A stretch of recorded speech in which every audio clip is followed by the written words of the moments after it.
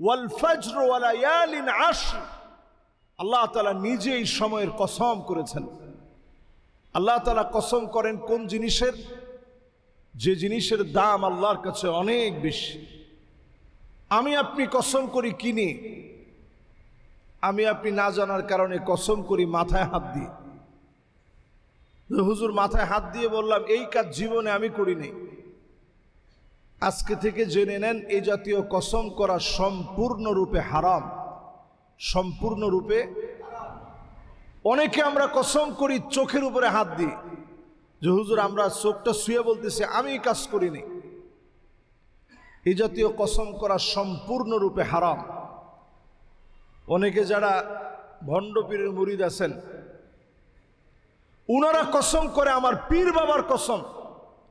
হুজুর পীরের নামে কসম দিলে মিথ্যা কথা আমি বলি না, অন্য সব কসমে মিথ্যা কথা বলি, মাগার পীরের নামে যদি হুজুর কসম দেই, ওই কসম কোনোদিন আমি মিথ্যা বলি না।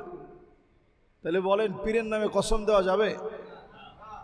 ফামান কানা ইউহলিফ ফালইউহলিফ বিল্লাহ, যদি কসম করা লাগে আল্লাহর নামে কসম করতে হবে, অন্য কারো নামে কসম করা যাবে না।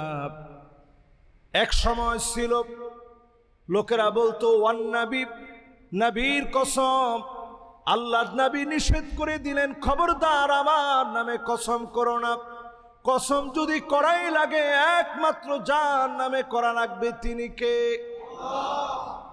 আপনি বলবেন ওয়াল্লাহি, বিল্লাহি, তাল্লাহি, এই তিন শব্দ দিয়ে কসম করবেন। আল্লাহর কসম যদি কসম করাই লাগে কোন পীরের নামে না। অনেকে নিজের সন্তানের মাথায় কসম করে, সন্তানের মাথায় হাত দিয়ে বলি এটা আমি করিনি। অনেকে মাথায় কোরআন নিয়ে কসম করে। এই কোরআন আপনার কসমের কিতাব হিসাবে আল্লাহ পাঠায় নাই। এই কোরআন আল্লাহ পাঠিয়েছে চুলের গোড়া থেকে নিয়ে পায়ের তালু অবধি পরিবর্তন করে, চুলের গোড়া থেকে নিয়ে পায়ের তালু অবধি পরিবর্তন করে আইনের কিতাব হিসেবে আল্লাহ পাক মানব জীবনের সমস্ত বিধিবিধান দিয়ে এই কোরআনকে আল্লাহ নাজিল করেছে। জোরে কোন আল্লাহু আকবার। এটা কসমের কিতাব না। যদি কসম করাই লাগে আল্লাহর নামে কসম করবেন, ওয়াল্লাহি বলে কসম করবেন, বিল্লাহি বলে কসম করবেন, তাল্লাহি বলে কসম করবেন। আমি আপনি কসম করলাম আল্লাহর নামে।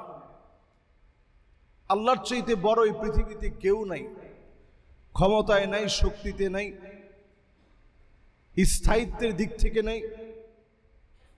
আল্লাহ সমকক্ষ কেউ নেই। তো আল্লাহ কসম করবে কার নামে? আল্লাহ কসম করেন ওই বাস্তবতা নিয়ে যেটা মানব জাতির সবাই স্বীকার করতে বাধ্য। আল্লাহ কসম করছেন ওয়াল আসর, শপথ সময়ে। ছোট্ট একটা শব্দ দিয়ে আল্লাহ রাব্বুল ইজ্জাতুল জালাল বুঝাইয়া দিলেন সময়টাই মানুষের জীবনে এমন। কখন আপনি একেবারে ছোট ছিলেন, এটাকে আরবিতে বলা হতো সবিয়ুন, আপনার আমার শিশুকাল। পেরিয়ে আমরা হয়ে গেলাম গোলামন, আপনার আমার যৌবনের কাল চলে আসলো। পেরিয়ে আপনি আমি চলে গেলাম শাবাবুন, বালেগ হওয়া থেকে নিয়ে এত যৌবনে আপনি পদার্পণ করলেন, এখন আর কোনো কিছুরই কিছু মনে হয় না। সব কিছু আপনার সামনে একেবারে সহজ বলে মনে হয়। একটা সময় ফুড়ে আপনার বয়স চলে যাবে মুদ্দাতুল কুহুল, চোখের নিচে কালো দাগ পড়ে যাওয়ার বয়স। এরপরে দেখবেন আগের মতো শক্তি পাবেন না। এরপরে একটা সময় আসবে শাইখুন, 60-এর উপরে যখন আপনার বয়স চলে যাবে, আপনি বার্ধক্যে উপনীত হলেন। নবীজি বলেন আমার উম্মত হায়াত পাবে বাইনা 60 ওয়া 70, এই 60-70-এর মাঝামাঝি হায়াত পাবে। অনেককে হয়তো আল্লাহ তাআলা পছন্দ করে আরেকটু বেশি হায়াত দেন, ওনার কাজকর্মের পছন্দে হয়তো আল্লাহ তাআলা আরেকটু হায়াত বাড়িয়ে দেন। তো এইটা হচ্ছে উম্মতের হায়াত। আল্লাহ তাআলা এক শব্দ দিয়ে কসম করে বুঝায় দিলেন, সময়টারে তুমি কাজে লাগাও। এই যে এখন যে সময়টাতে আমরা আছি, চতুর্দিকে ফিতনা ফাসাদ চলছে। দাজ্জালের ফিতনা আমার কাছে মনে হয় সবার চোখে চোখে দেখা ফিতনা, এখন হাতে হাতে দেখা ফিতনা। এখন এই ফিতনা ফাসাদের সময় নিজেকে পরিশুদ্ধ ইমানদার হিসাবে রাখার জন্য সূরা কাহাফ তেলাওয়াত করার চেষ্টা করেন।